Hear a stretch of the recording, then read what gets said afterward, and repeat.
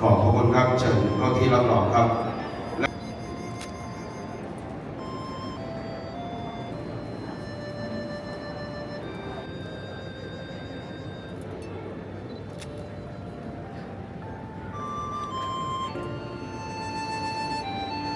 ยังพันเตเวสุเวสุราดาทายะติสระเนนะสหะปัญจศีรานิยาจามะ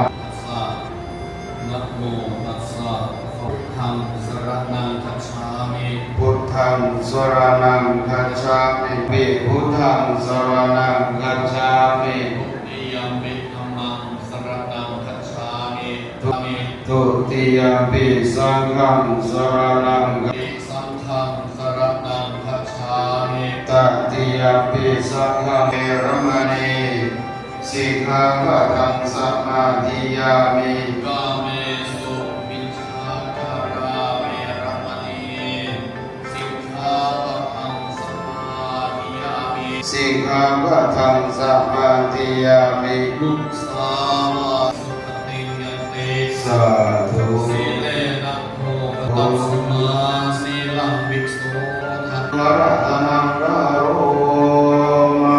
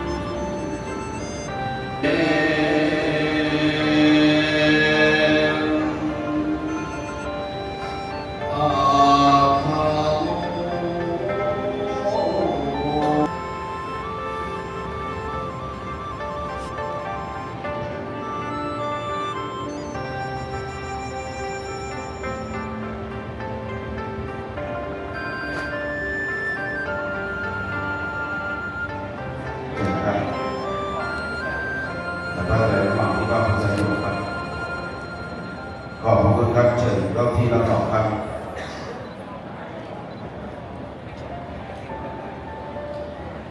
โอกาสนี้ขออนุญาตเชิญครับ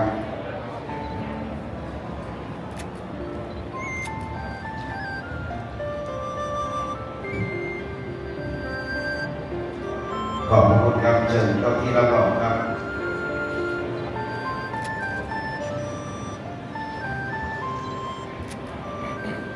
ขอบคุณครับเชิญเข้าที่รับรอง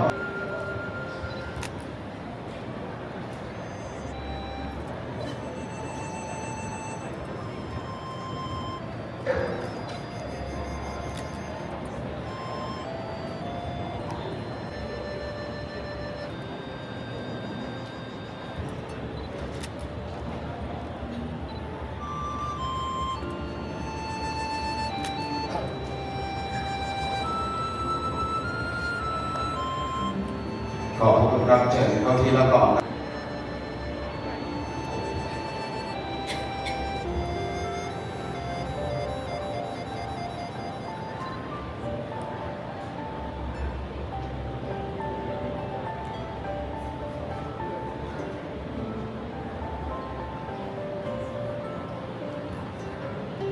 สั่งเลยนะครับสั่งเอง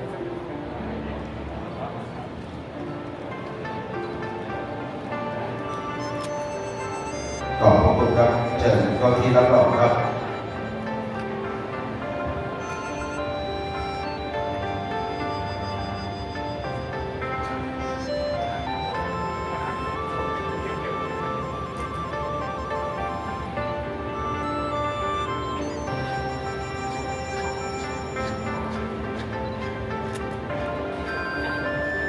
ขอบคุณครับเชิญเข้าที่รับรองครับ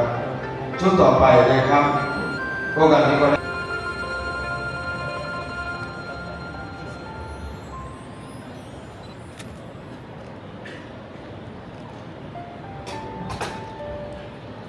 ครับและชุดสุดท้ายนะครับจาก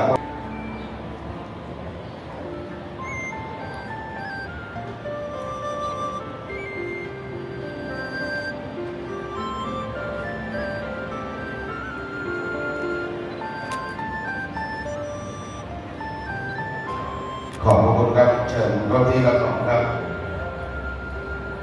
เอปุเรตุสังกปาเอตายุโตภวะอภิวาทนาสัมมาทันติอายุวันโนสุขังภาลังอาสิเมอัคคาสิเมญาติเมตาสัทธาจะเมตังนะอิโรนังอาโสวายามติยาคโยอัญญัญจะโค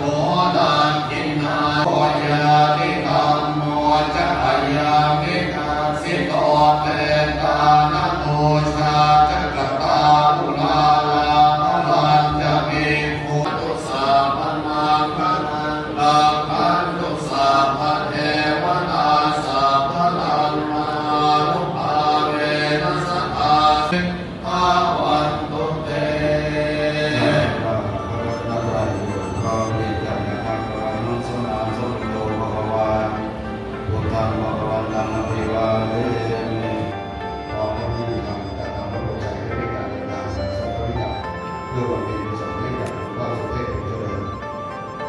ผู้วายชนนะครับในค่ำคืนนี้